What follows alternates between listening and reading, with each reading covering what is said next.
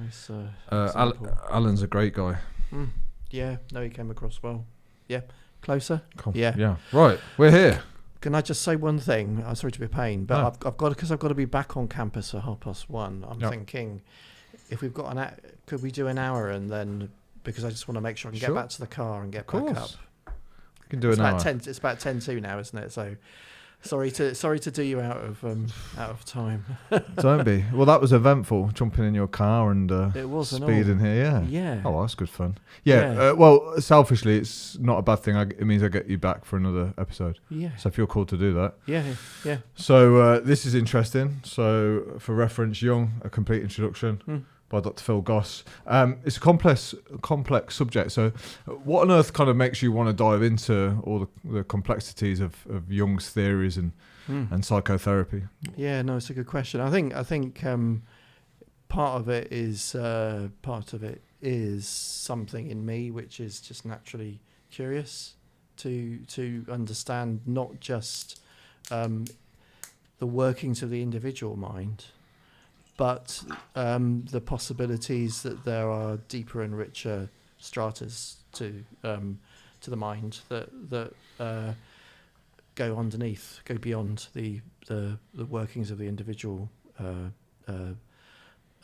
journey through life, and I think something is well about meaning and something about wanting something about wanting to understand the place of meaning in the human psyche in the contemporary world, which, as you'll know, has undergone a dramatic shifts over the last few hundred years, with the kind of falling away of the grand narratives around religion, politics, the coming to the fore of the individual, which is something that the Jungian psychological way of thinking accommodates very well, I think, and the notion that we can make our own, in a sense, make our own meaning, but in making our own meaning, it needs to be, for it to be real, it needs to be a kind of attuned to the bigger picture. So there's something about the individual and the bigger picture which fits well for me as a person, as well as a therapist, and now, as a fairly long-standing Jungian analyst. I've been practicing for about 20 years, and as you mentioned, I've written a reasonable amount. But I'm also interested in not just Jung and Jungian psychology in isolation. I'm interested in where it fits, in the wider therapeutic context, and that's something that we've been working on in my academic role at Warwick, where we've got an integrative psychotherapy program that incorporates Jungian thinking alongside humanistic, psychodynamic, and some other perspectives, some other learning and cognitive ways of thinking, because there's a risk with the Jungian frame that it can become quite siloed and quite separated out, because it has some unusual characteristics, and I think for some people it's a bit difficult to take. Because it's too maybe ambitious in its scope for some people. Yeah. What do you think his work, especially, has stood the test of time? So he's still referenced heavily today. The modern guys that I follow, the Jordan Petersons, they continuously refer back to Jung. What is it in particular that he's saying that's so strong that these people refer back to all the time? Yeah, no, it's a good question. I think. It's something about the capacity of a Jungian approach to link modern, postmodern psychotherapeutic thinking to much older ways of thinking about healing, about change, about the nature of the human psyche, the notion of soul. Whatever anyone individually takes that to mean, what the Jungian approach doesn't do is prescribe belief or any kind of define meaning for the individual person to have to adhere to. It's a supposedly empirically based approach to understanding the influence of dynamics in the deeper areas of the psyche on the individual, and I think the way that Jung himself sometimes, not all the time, because he can be quite opaque and quite difficult to read, some of his stuff. He has a habit of going off on tangents if you read some of his stuff in the collected works.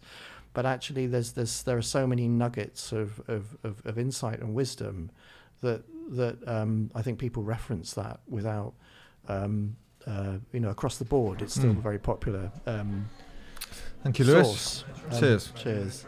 No, thank you, mate. Thank you. Our teas are here. That's the black tea there. Thank you.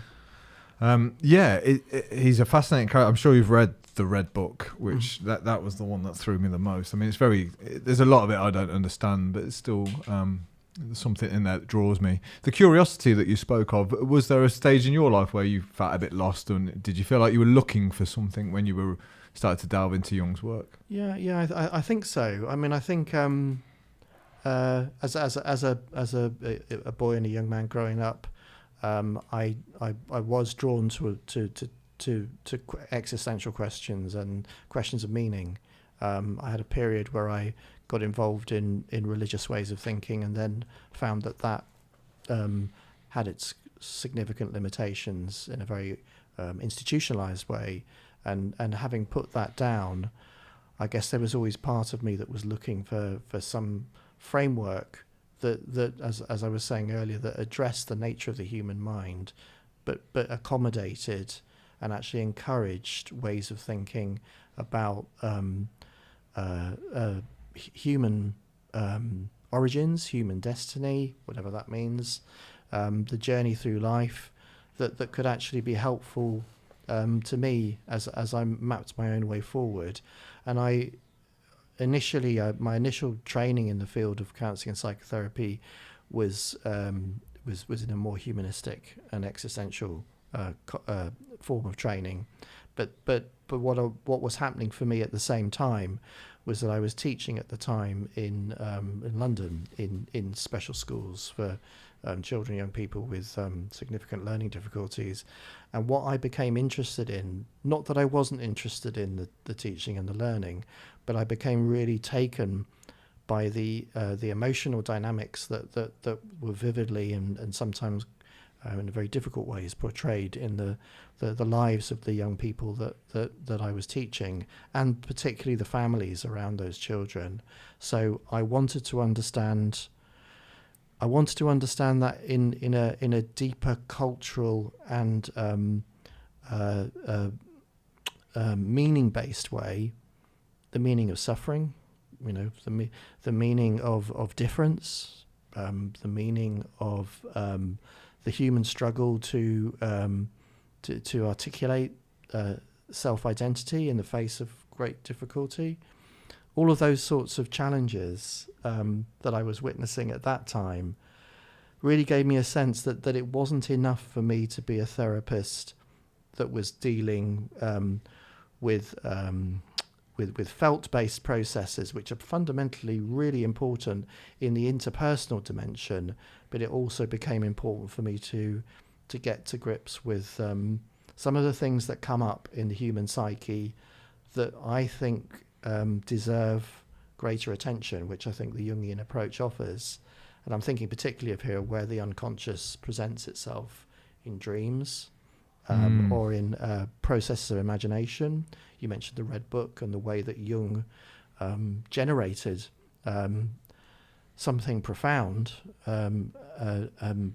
that was really a product of his willingness to take a risk and dive down into his unconscious and to confront what he found there, and engage with it, dialogue with it, and then bring something back that provides the basis for his way of thinking about the relationship between the conscious mind and the unconscious, which works well when it's generalized to the fairly common wish that we all have to understand ourselves as best as we can, however many obstacles there are thrown up in our outer lives, as well as the way that the unconscious can kind of obfuscate and leave us quite or set us challenges but if we rise to those challenges, there's a great deal of benefit to be gained individually. Sure. Yeah, it always I always sit back and wonder why some people chase this kind of knowledge, what and why others don't. It's interesting what you just said there. It kind of struck me, this Jung quote about what we do not know controls us. It's something that I've always been taught. If you want to change something in your life, or you've got major problems or traumas, you have to do a little bit of digging. And the worst thing you can do is push it to the side, and you have to shine a light on some of the ugly things that you don't like to look at. It's takes some convincing and courage to do that, but it's the only way you can ever address it. But he always talks about integrating the shadow as well into your life. So I don't know what you think about this. Religion might play its role, but as a young lad at school, we weren't taught to look at these things. In fact, we were taught to avoid them, suppress them, and do everything we could just to become a good person, and try and almost crush these what you might call shadows. Why is it important for somebody to acknowledge that they've got shadows? And maybe you can explain the terminology of shadow. Why is it important for somebody to acknowledge them, understand them, and then how can you still exist in this world and utilize the makeup that you've got and the things that we might see as flaws? How can we take those with us to still produce a good life? Yeah, especially if we don't like those parts about us. Yeah, no, absolutely. No, that as you're implying, that's such an important part of from a Jungian perspective, such an important part of the human journey is to recognise shadow, which, as you say, can be the parts that we don't like about ourselves, the parts that we would prefer to keep hidden, the parts that we don't know what the hell to do with when they show themselves, and that there's this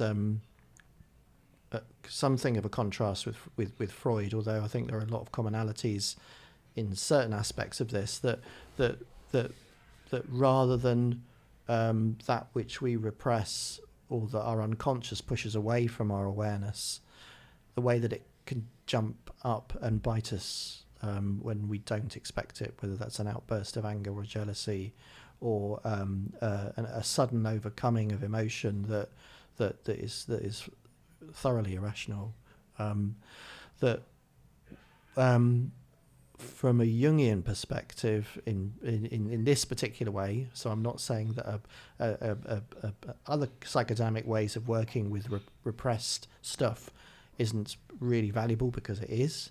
But from a Jungian point of view, this is grist to the mill. This is not just stuff that in a driven way we're trying to contain or control. This is the stuff that hasn't been integrated yet. And so in that respect, when you're asking about why it's important to work on shadow, it's on the basis that the human psyche is forward-looking. It's not just backward-looking. It's prospective. It's looking forward. So the notion is that we come into life with potential to become more fully who we are, but in order to become ourselves properly, we have to be prepared to face up to the kind of the crappy bits and the parts of ourselves which trip us up, or we would rather ignore, and we need to bring those out into the open and wrestle with them. And the profound advantage of that over time is that we then have purchase on those aspects. So if I was somebody who got irrationally angry from time to time, and in those moments there was kind of damage done to self and others, then being able to understand where that comes from and to work on that anger and to turn it into something not just constructive in terms of channeling it into activity, but actually noticing that within that anger, are there aspects there that I haven't noticed of myself before that I'm missing? So in that regard, shadow can be a cloak for our own potential. So it's not just about digging in the dirt. It is about that, but it's that on occasion we can find something of great value in there that helps us to know ourselves better and provides us with a kind of extra resource in life. And that's certainly something I've noticed happening on a number of occasions in my own analytic practice, that people have been surprised at the value that they've discovered, as well as the the intense difficulty of owning up to the really difficult stuff. I love the way you explain things, by the way. It's really clear that you know this inside out, because I'm at that stage now. I've been reading for 20 years, but I'm still trying to get to grips with everything. It's a very and to get to grips with myself, because you when you're aware, you see yourself behaving in ways that you don't like. You feel powerless at times, and then, like you say, you can. The first step is, I guess, to see it happen and try and get a handle on it that way, and become aware of these things. But the actual task of, I don't know if the word controlling those shadows, maybe understanding them, I'm not sure, is a tough thing. But you talked about purpose and meaning from the off today, and then you just mentioned, almost being the best that we can in this life. Do you think that alone is, because I think when we hear the words purpose and meaning, people think about goals, like specific goals. Right. But is that enough for a man who might feel a bit lost today on this, who's listening to this, just to think, well, actually, I can make that my mission, to see what I'm actually capable of? Yeah. And to understand that, I might have to go to war with some demons. Yeah, no, I really appreciate the way you're describing that. I think it it's a cliche to say, that it's not the destination, it's the journey. But genuinely, the effort and the focus and the work that we do on ourselves, in my experience, provides both a certain satisfaction, but also provides a more secure base for us to kind of build a renewed sense of self going forward. So I think it's quite possible for a man, for example, to feel uncertain about where he fits in the world. The world's changed and is changing so much all the time that sense of role, that sense of where do I fit in and what do I do, where somebody's lost that sense which they thought they might have had, but it's gone.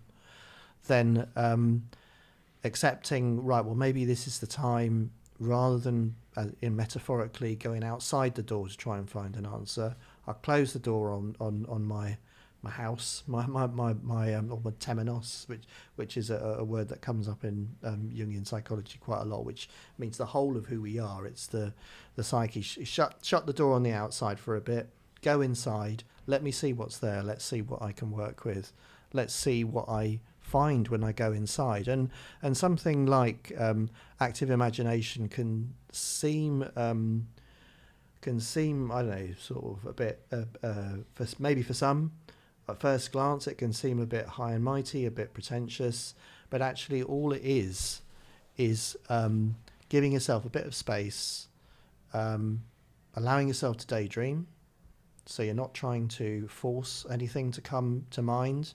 If nothing comes to mind, no, not to worry.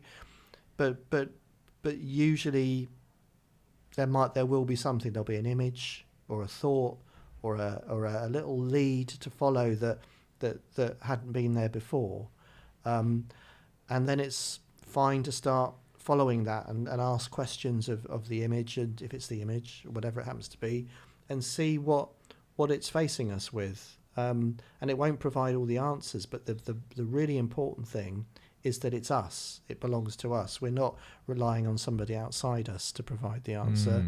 We're using our own resources, and I think that again is something that I think is a profound value in the Jungian approach. Is a kind of a validation of the authentic potential that we each have inside ourselves. So there's all the difficult stuff, there's all the shadow stuff, there's all the ways in which we lose our way, all the ways that we find a way forward and then can get lost again. But there is also a purpose to be found if we listen to ourselves and are prepared to take on board what we hear.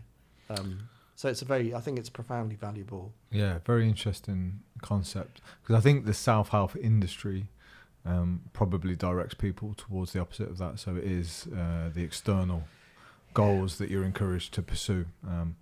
And this was a difficult transition for me because, you know, self-help books changed my life. They really did. They helped me. But yeah, sure. They were almost entry-level books. You know, they took me a certain way, and then I had to start to dig for, like you say, that almost that inner journey, because I was ticking boxes. You know, I was achieving shit. I was doing well. You know, I was earning some money, but some it still felt exactly the same inside. So I kind of knew, but I think I had to get those material wins to understand that there's some deeper work to be done here. But yeah, what's the difference then between like your classic like self-help book versus the psychotherapy routes? Like, what is the difference when we say going in and going out? Like, how would one even start to explore himself and who he is and what he's about and what he stands for, and at the same time being able to shut out the noise from outside, which is pretty loud right now. Yeah. And sorry, Phil, can I just get you? No, it's all right. Yeah. No, it's really. Miss any of your spitting fire, mate. So let's hear it. It's a really interesting question, because certainly I'm not in the business of dissing anything that works. You know, that if people find something that is tangible and they can get their hands on, and that's really important. Again, you know, one of the criticisms of the approach that I'm embedded in is that it can seem a bit airy-fairy and that you haven't actually got, you know, key tasks that you perform. Although, what I find in my own practice and in my own personal development, as I was training, for example, that at times key tasks would come up that I knew I had to address that were quite concrete. You know, so you go in, then you go out, and then you do something with the stuff that you found that is quite concrete. So for me, there was something about avoiding usual story. You know, so many people can kind of vouch for this probably in their own experience. The bit about avoiding confrontation when we don't want to have it because it's uncomfortable.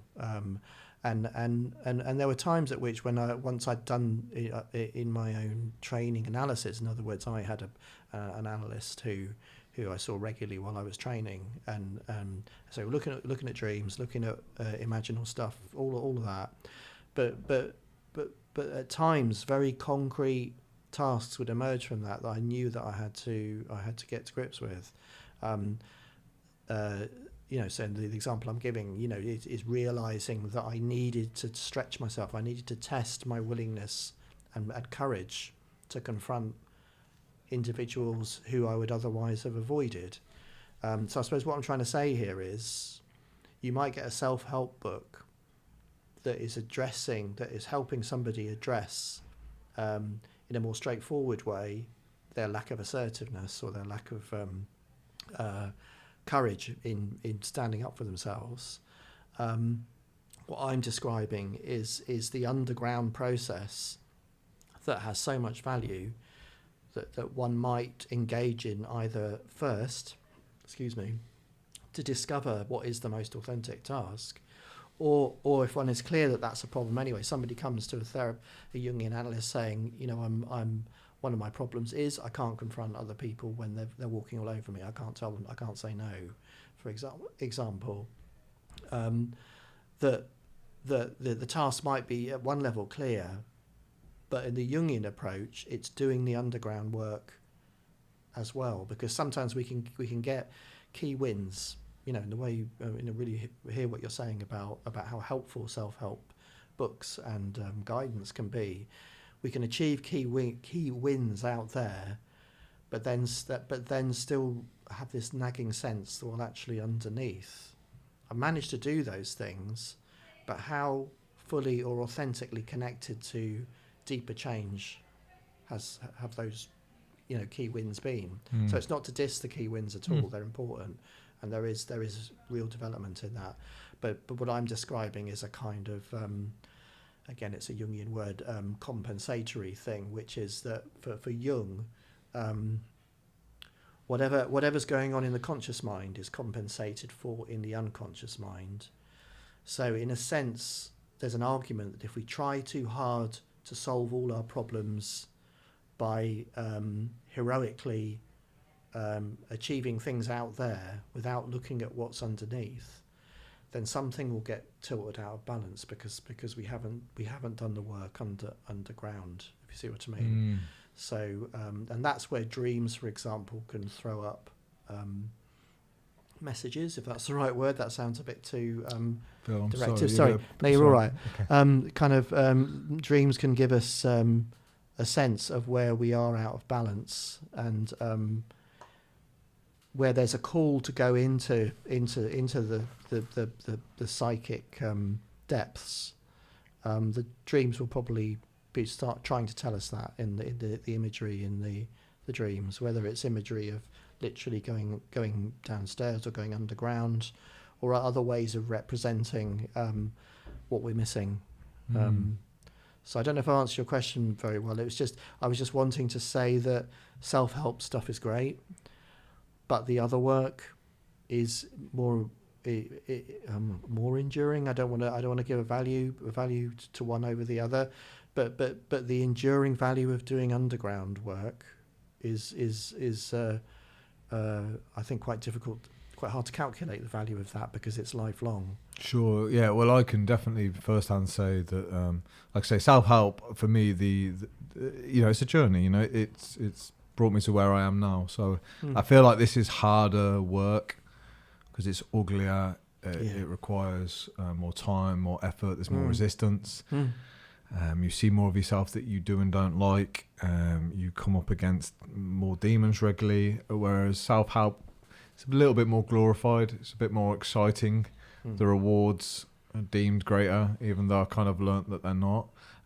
So it's definitely a battle. But that's the thing. I think it can feel like a battle sometimes. It's very tiring doing the inner work, especially if you've got, I don't know, if you're late to the game and you're a 40-year-old dude who's, not living a very happy life, and then he's got to look at all of this stuff that's passed him by. And I think the older you get, the harder it is, because even at my age, 38, I don't have any kids and I don't have a wife, so I'm already, there's a little flirtation of nihilism in the background, which is crippling, because you get excited about a journey or you want to do the work on yourself, and then this little voice just jumps in and goes, there's no point in all of this, right? Yeah, that motherfucker, that voice. Yeah. So it is a battle, but there's something very curious about doing the work on this. So I was concerned about the nihilistic voice, but my therapist said, but your actions don't suggest that you're living anything like a nihilist, so don't always listen to the voice that pop in your head. But yeah, it's tiring, and I'm trying to think of I don't know whether you can articulate how rewarding it is, or whether you have to put the armor on yourself and get onto the field and get involved in the battle and tasting some action to realize what you're missing out on if you don't do it. It is very hard work, and it takes a lot of energy, and that can feel like a big ask for anybody, and everybody's got busy lives with work, family, and everything else, whatever else is going on for them. So it does take commitment, and as with anything in life, the decent stuff, there's no quick route to it. So it's about a certain degree of kind of putting your head down and going for it. But the rewards are there for sure. I've worked with quite a lot of men, and in just about every case, there have been some really uncomfortable moments for them in the analytic work. Hitting on really difficult stuff about disappointment in self, relationship stuff, whether they feel they've let down other people, or people who've had family breakdown, all sorts of really hurtful and I want to say sort of self-denigrating, what can become quite self-denigrating stuff, which can leave men in particular, I think, feeling that there's something they haven't lived up to, whether that's self-imposed or whether that's a bigger societal or familial expectation. But the opportunity to used the word demons, I think, earlier. The opportunity to face your demons, however unpleasant and difficult, actually means you can try and get your hands on them. You can wrestle with them, and particularly where there's depressed feeling or strong emotions that don't have a particularly helpful sense of direction to them, whether that's anger or desire, whatever it happens to be, that the opportunity to get your hands on the demons that are within, and kind of name them, and kind of allow them to have form. So obviously what I'm not talking about here is some kind of supernatural thing. I'm more talking about the way that the human mind is incredibly generative and creative in terms of presenting ideas or images or representations of the stuff that we do struggle with within ourselves, and things like finding stories and narratives, whether that's a film narrative that somebody might identify with, or a story from childhood that's just come back and that carries some important meaning for us. That getting hold of the symbolic meaning of something like that can profoundly unlock a deeper sense of identity that a person, say in midlife, who feels very stuck, may well have got out of touch with. And again, in the Jungian frame, there's a real valuing of the later stages of life. The way things panned out between Jung and Freud, again going back to that conjunction, which is really interesting, is that Freud was very strong, very, very strong on very early life and how that impacts. But for Jung, there's something about what he calls individuation, which is an unfolding of self, that our unconscious is waiting to unfold its possibilities across life if we allow it to happen. It's not just passively allowing it, it's letting go of stuff to create the space for that to come through, as well as doing the kind of work I'm talking about, which is more proactive. And I think for most of the men that I've worked with, they've and I'm not taking any credit for this, I think, because what happens is that in our work we get into deep relationship and the unconscious does its own work, and the analyst and the client or patient are together in the work, and that when it's going forward meaningfully, then what can open up for the individual in therapy or analysis is certainly a rewarding. I know who I am now, or at least I know I know that much better who I am than I did before, and that has to be worth a hell of a lot. It makes it possible, I think, to redefine ourselves if we need to. Can we stay on this point of disappointment for a minute, because it's something I hear a lot of the time too. And when you said it, I could feel something in me too. And I think a lot of the guys reference this, of that we can't pinpoint what it is, but there is an underlying feeling of disappointment in ourselves. And I don't think it's a societal thing. I don't think it's a personal thing. And I don't know whether that's an indication that you're not living up to your true potential, or it's part of a shadow that's saying you're never going to be good enough. And you read so many conflicting views, you're perfect as you are, embrace who you are enough. And then you have who I really look up to, a Jordan Peterson. No, you could be so much more. And how do you start to work out what's right, who's the voice, and where does this disappointment come from? Can you eradicate that with showing up every day and being your best, or is that something you think is part of the human psyche that will always niggle away at us? And by the way, do we need that to be driven? If we didn't have that self-critical voice, would we just sit on our arse all day? That's it. Yeah. No, you touched on a lot of important things there. I ramble on, by the way, Phil. I'm sorry. I asked like 8 questions in one sentence. Right. Basically, Phil, answer everything for me. Like, tell me it all. I get excited. Yeah. No.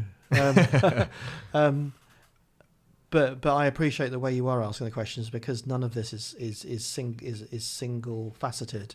It's all multi-layered, and so the issue of disappointment in self and disappointment in life, the one element of that I often find is a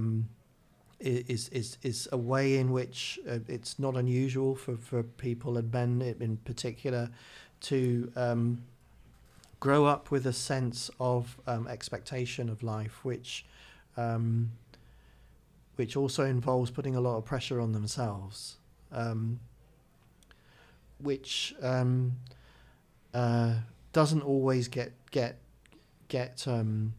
reshaped, so that when they're actually in the flow of life, adolescence, adulthood, later adulthood, that they can find a way of balancing out the problem of what they thought life was going to be, and it isn't, with actually the compensatory, but look what I found instead. And I think that's where this idea of compensation is helpful, because the look what I found instead isn't meant as a kind of a sop for saying, I know you didn't get what you want, but how you didn't get the gold, but here's a bag of sweets. I mean, it's not.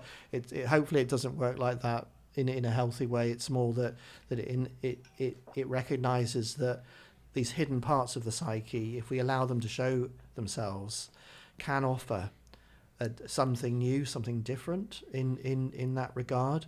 So I'm not sure I'm fully answering your question. I'm talking about here where valuable work, not necessarily just analysis, it can be through the kind of anything really, the kind of self-reflection, you mentioned Jordan Peterson's thinking, the kind of ways in which people can be encouraged to do work on themselves, however they do it. If it's authentic, then I would say they're going to find something new, they're going to find something different, and that can help with recalibrating their idea of expectation and disappointment. But I'm not sure the other part of the thing I wanted to say is that disappointment, I don't want to just rest on a cliche like, oh, well, disappointment's part of the human condition, that because we tend to idealize as people, we tend to in the way that we idealize our parents sometimes when we're little, when they let us down, then that's really difficult to process. So that kind of disappointment is part of the human condition. But I think I feel like I'm wanting to say that there's probably aspects of disappointment that have a male quality to them, which are about the problem of being male. So that would take a lot more unpacking, I think, to explore in this way in which the question of where men fit in is a problem. So that means that disappointment, I think, is pretty likely. We've worked out, or we believe, as a collective group of men, we've sat and talked about this. The disappointment isn't in the outcome. Okay. So life throws shit at you, and you kind of know that and accept it. And by the way, expectation is something I didn't really think about, but that's an obvious one when you say, you don't hit your expectations. Probably they're so ingrained in us we don't even see them as expectations, but we do. But yeah, we can all kind of handle things not going our way. Where we feel real disappointment is when we're behaving in a manner that we don't appreciate or respect. So we have something, or we've created something called the code, and it talks about courage.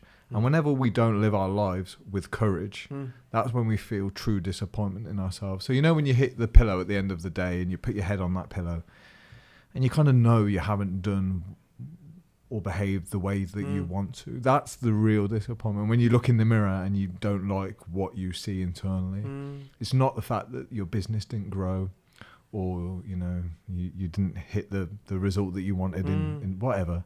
It is more about the characteristics of who am I, how did I show up.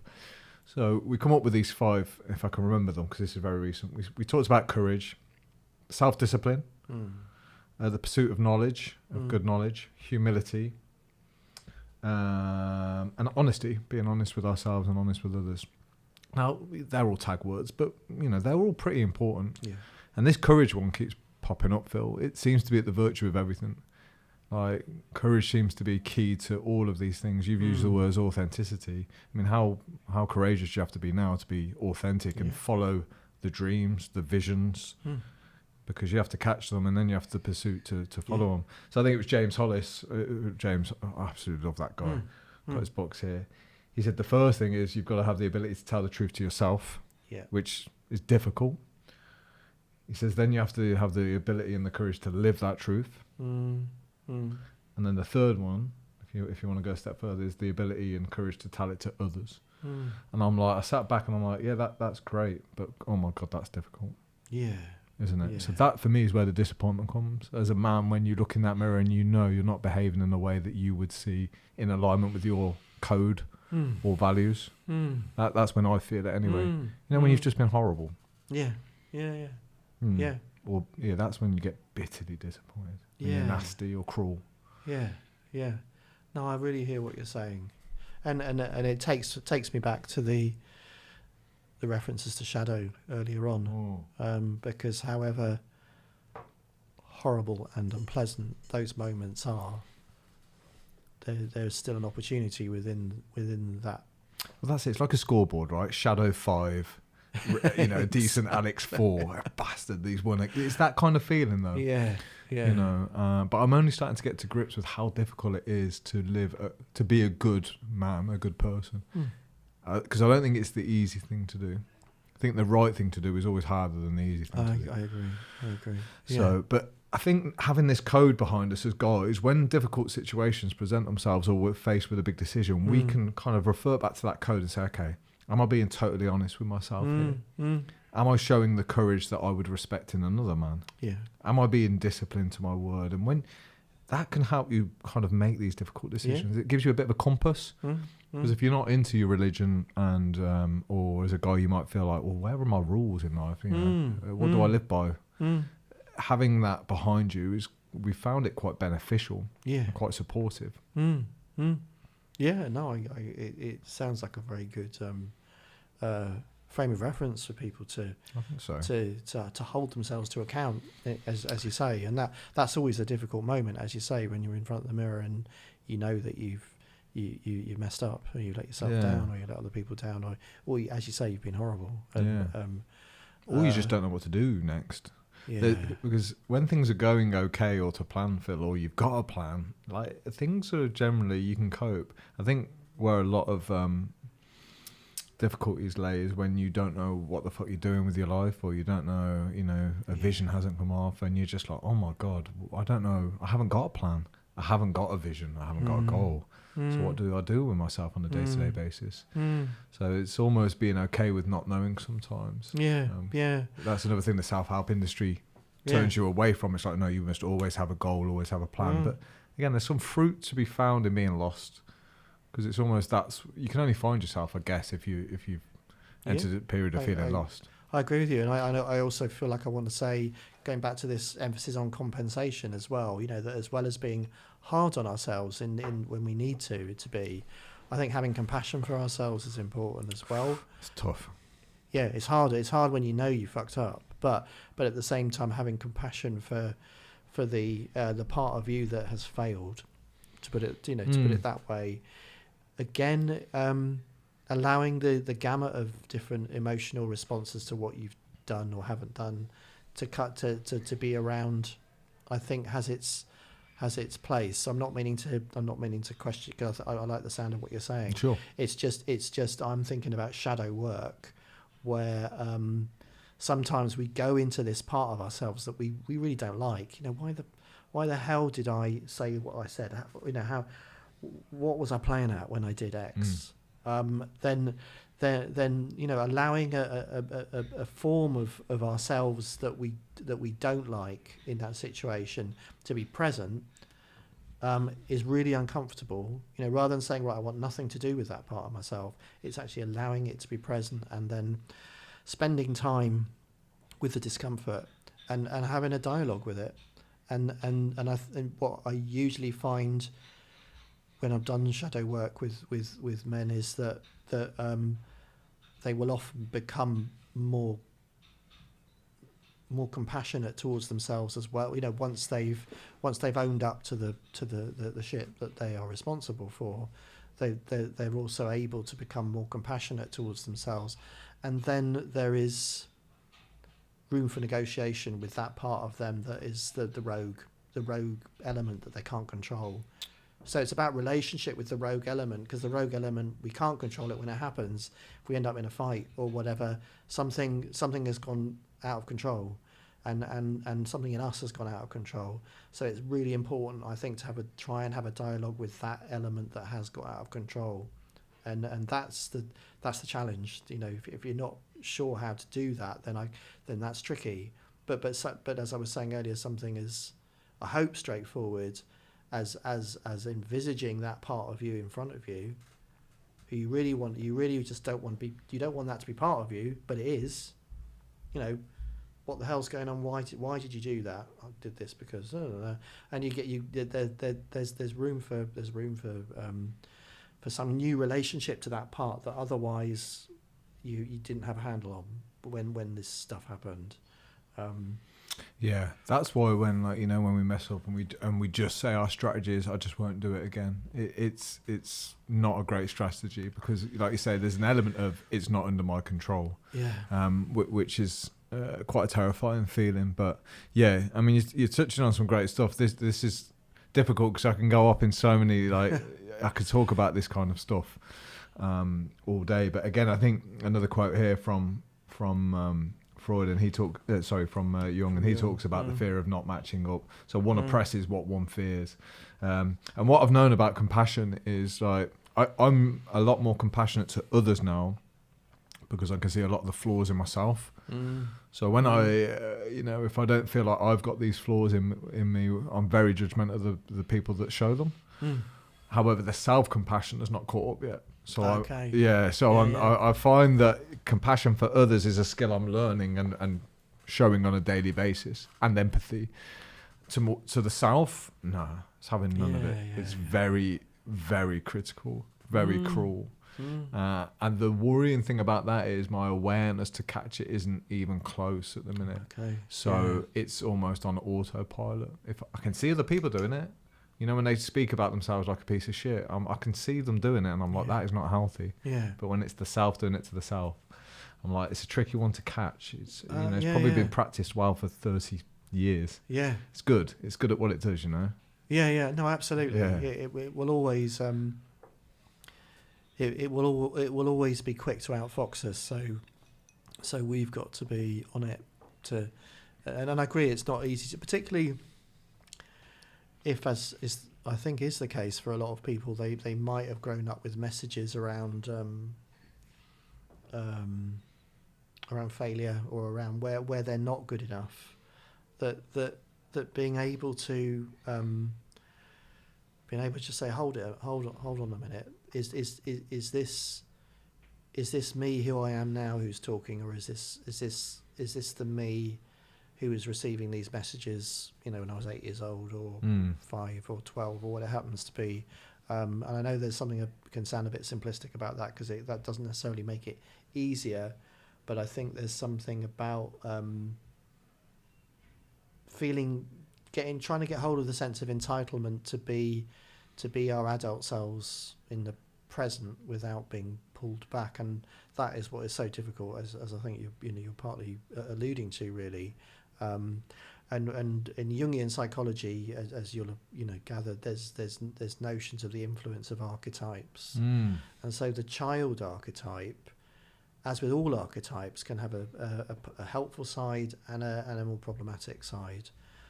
So the more helpful side is that the childish influences in us can actually be inspirational. They can help us to play when we're adults in a good way. They can help us be creative. They can help us dream, have a sense of willingness to play with the future, like a child plays with the future, but when they're young. But the darker side of it is that it almost tries to keep us back in that childlike state around this difficult stuff. So the default, on the dial would be to take us back to who I thought I was, or rather, how valued or not I thought I was, or how good I thought I was when I was 7 or 8. And in these moments where we mess up in the present, that archetypally we can just get taken back to that place, and then we're locked into that again. And again, that's why using imaginal techniques and playing with the reality of the child in us, dialoguing with the child. I don't know how that sounds, but is one of the sort of fruitful ways of trying to unlock some of that stuff that takes us back in unhelpful ways. Yeah. So if one of the fear then of like matching up, to avoid disappointment, we might look around and we might want to match up to the other men around us. So because I guess nature is quite competitive. And again, is this is this paradoxical? Like, should we do that? Should we have a look at other men as markers for how we want to be showing up, or should we not? Because I guess there's helpful outcomes of that. So if I see someone that I aspire to be like, he suddenly becomes a bit of a blueprint for me to how to behave, how to act. So he's my marker. Yet on the flip of that, it's like, well, does that lead to the underlying disappointment that we speak? It's in this 4 billion men on the planet, I'm middle of the fucking, or even bottom of the barrel type feeling. So yeah, how do we use others to point us towards where we want to be showing up, or do we not? Yeah. No, I think there's definitely a good place for that. It's kind of recognizing that whoever it is that we take inspiration from, obviously is their own person in their own right. But again, using that idea of archetypes in the language that I'm deploying here, a person, whether it's a sports person or somebody in the media, film star, whoever it happens to be,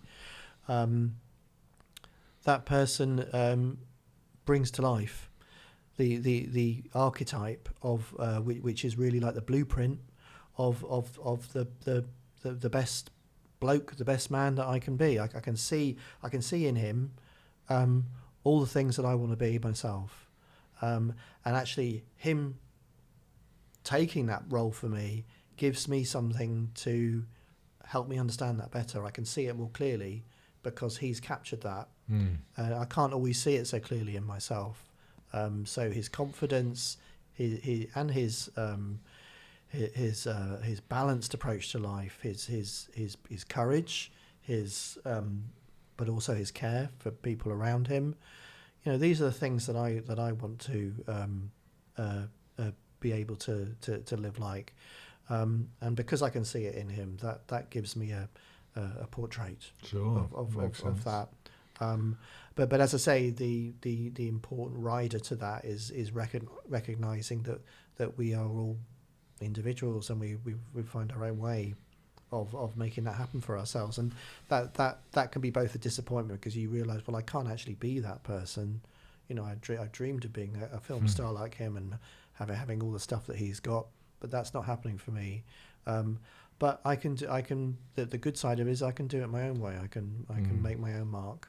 So in the way that you would look to a man that you respect as a bit of a light, what about somebody that you really dislike? What are they showing us in ourselves? Are they just showing us a mirror to the qualities that we have inside us too? Yeah, I mean, can we learn from that? I think very much so.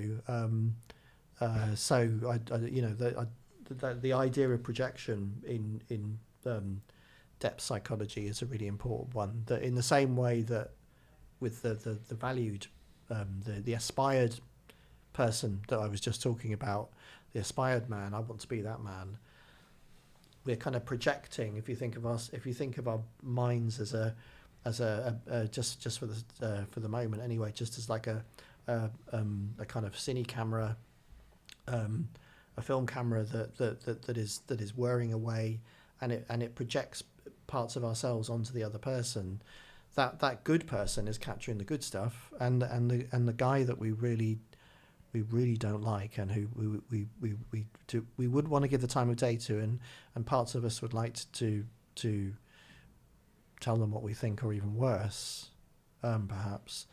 That it doesn't mean to say that person doesn't, in their own right, carry the stuff that we're talking about here. That person hasn't done terrible stuff, or that person hasn't doesn't represent qualities that we just don't want to inhabit.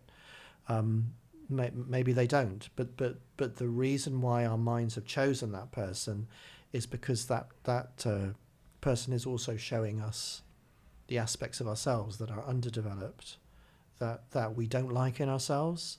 So this is shadow projection, going back to shadow again, that we project our shadow onto figures that we have strong feelings about in a negative way, and that can feel like quite a difficult idea to digest, because it can feel like too much. That guy's that guy's a bastard. So what? How? I'm not a bastard. But okay, maybe he's carrying a greater degree of those qualities, whether they are selfishness, uncontrolled aggression, totally inappropriate use of desire, whatever those things are, that those are all speaking to truths about ourselves. Really difficult truths, but again, it's uncomfortable. It can be quite demoralizing to become aware of that. But the demoralization is the first point of opportunity to recognize that there is stuff we can do about it, that we can work on it in ourselves. Cool. Phil, this is fascinating. I don't want to get you in trouble because we're coming up to the hour now.